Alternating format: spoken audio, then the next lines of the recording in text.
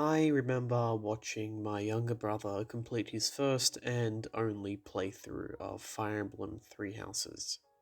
One of his major complaints about the game was that all of the music sounded too similar.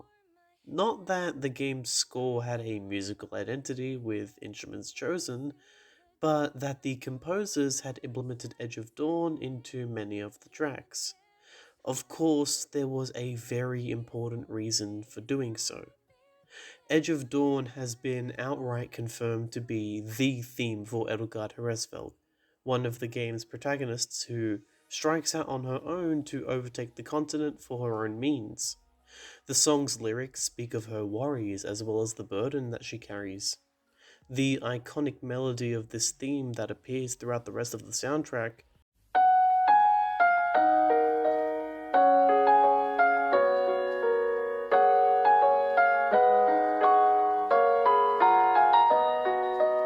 is Edelgard's Leitmotif, conveying not only her regret, but her resolve.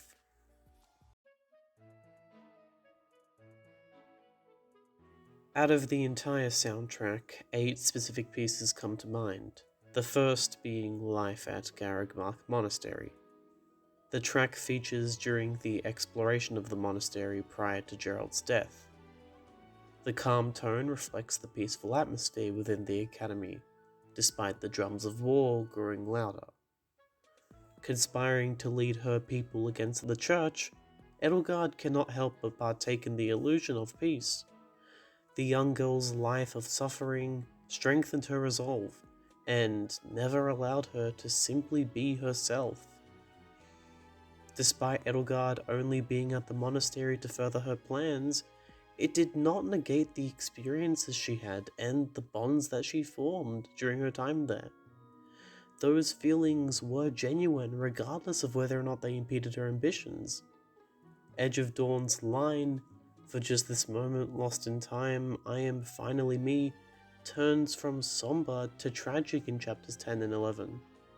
The exploration theme changes once Gerald is murdered to mark the change in tone. However, it also holds significance for Edelgard. While not her desire, Gerald's death at the hands of Kronya was still partly to blame on her scheming with those who slither in the dark. Edelgard had an impossible desire to keep her only escape from the unforgiving world frozen in time. Her efforts to maintain the lie were proven to be futile.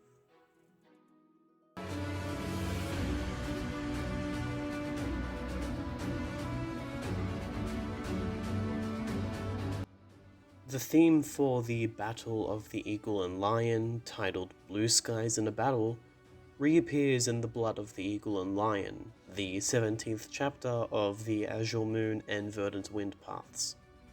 This new track, Between Heaven and Earth, is almost identical aside from the appearance of Edelgard's Leitmotif.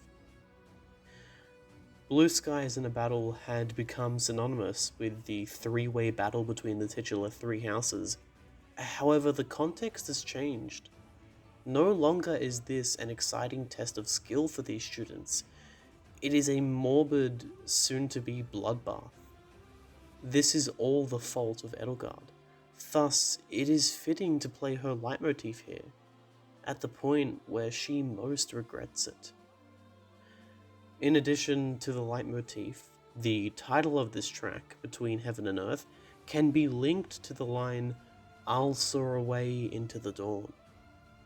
The path that had been laid out for Edelgard is one that she cannot return from.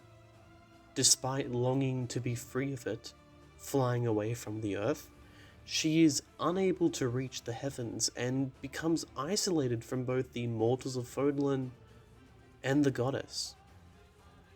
She is truly alone.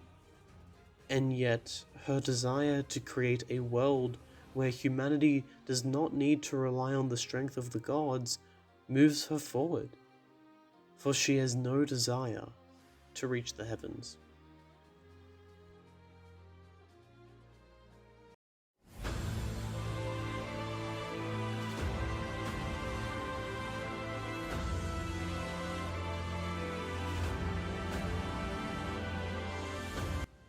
This third piece, the final track for both Crimson Flower and Azure Moon, contrasts the two listed above. While they reflect Edelgard's recollection and regret, Apex of the World conveys the strength of her resolve and the will to uphold the ideals that she still believes to be true. It plays once she reaches the endgame, both literally and figuratively, and faces the Archbishop, her final obstacle to a new Fodlan. This theme and the story chapter are the culmination of everything, and if played poorly, every one that she has sacrificed. That is simple enough, however, it is also the theme for the final chapter of Azure Moon. It does not play during the Edelgard fight in Verdant Wind, which at first may come across as it simply being reserved for the final chapters of Edelgard and Dimitri Sprouts. However, there is a deeper meaning behind the music choice. Claude and Edelgard never had conflicting ideals. Your ideals. I understand they're not so far removed from my own. But without sufficient knowledge of this land's suffering, I can't entrust Fodlan to you. Perhaps. I dare say it's true that I don't fully understand the history of Fodlan. Still, I've seen many things in my life. Don't worry, I'll finish the job for you. Overthrowing her was more so due to her means rather than her ends. Contrasting this, Dimitri had strong objections to Edelgard. Your path will not be able to save them. It is the path of the strong, and so it could only benefit the strong. Even after his self-reflection, Dimitri is actively challenging the very ideals that Edelgard strives for. With her core beliefs attacked and nowhere else to turn, the Flame Emperor becomes desperate and transforms into the Hegemon husk. Should she fall here, so would everything that she has fought for. The emotions of their final confrontation in Azure Moon also show in the final chapter's title, Oath of the Dagger. It was an oath that she made when she was a young girl. One that she kept to her final breath. Here. I want you to have this. Elle, listen to me. No matter how hard things get, you can't give in, okay? You've got to cut a path to the future you wish for, no matter what. It's a dagger?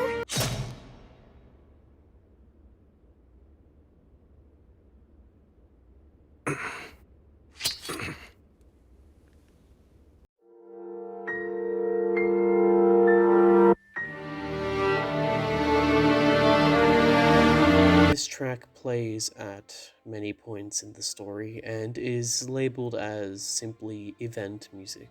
It is considered to be the game's stock sad theme, but there is still meaning behind it.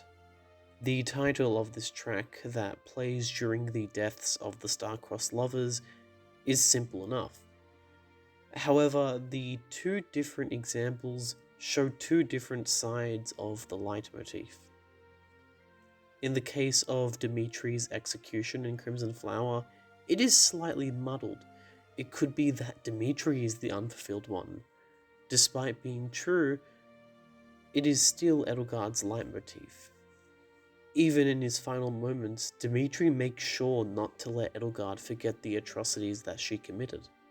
However, her response displays her indomitable will, one that permeates all of the tracks containing her leitmotif.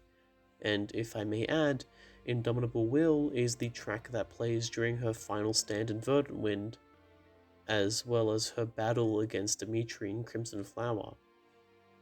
No matter the cherished memories, she cannot be broken, and yet her facade of unbridled strength begins to crack, as her regret still shows in her words. In Crimson Flower, Dimitri dies consumed by his vengeance, and Edelgard regrets being unable to save him. This corruption of Dimitri occurs in all other paths. Unfulfilled plays when Byleth finds a broken Dimitri following the time skip in Azure Moon, the track signifying Dimitri's unfulfilled desires to bring peace to the ghosts of his past, but also of Edelgard's regret for leaving him in such a state. And yet in Crimson Flower, she continues on to become the ruler of a united Fodlan, one where such a conflict could never come again. The same is true for the ending of Azure Moon. Edelgard dies consumed by her ambition, and Dimitri regrets being unable to save her. In other paths, he is known as the Tempest King, encapsulating all of the violence and rage of a storm.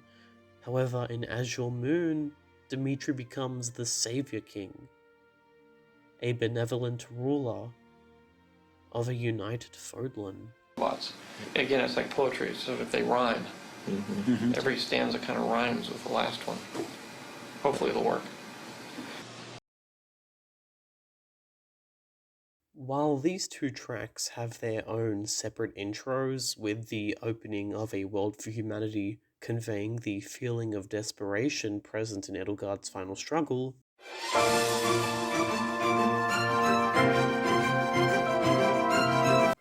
the choruses are identical, a triumphant rendition of Edelgard's Leitmotif.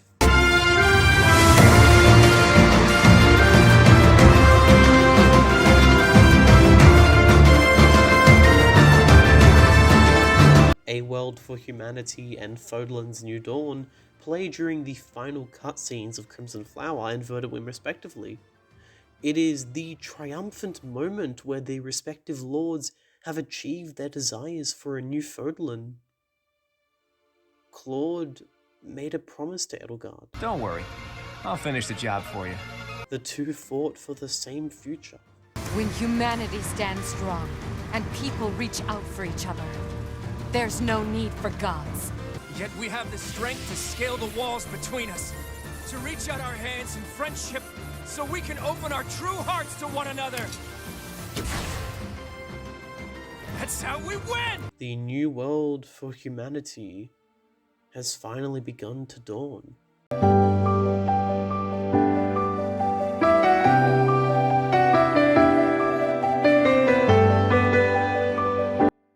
In Azure Moon, Verdant Wind, and Silver Snow, the staff credits play the original Edge of Dawn.